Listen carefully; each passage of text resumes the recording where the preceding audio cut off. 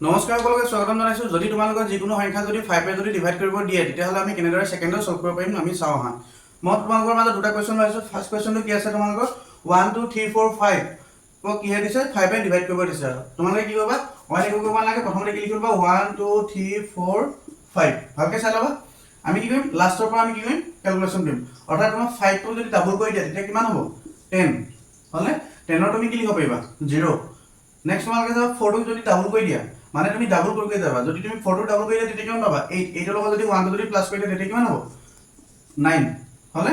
Next তোমাৰ 3 টো যদি ডাবল কৰি দিয়া তেতিয়া কিমান হ'ব তোমাৰ 6। নেক্সট তোমাৰ 2 টো যদি ডাবল কৰি দিয়া তেতিয়া কিমান হ'ব 4।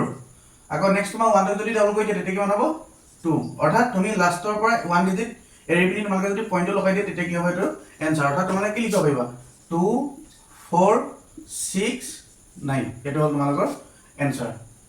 ঠিক আছে। নেক্সট তোমালোকে 2 নম্বৰ কোৱেশ্চনটো মোক কমেন্ট সেকশনত কমেন্ট কৰিবা।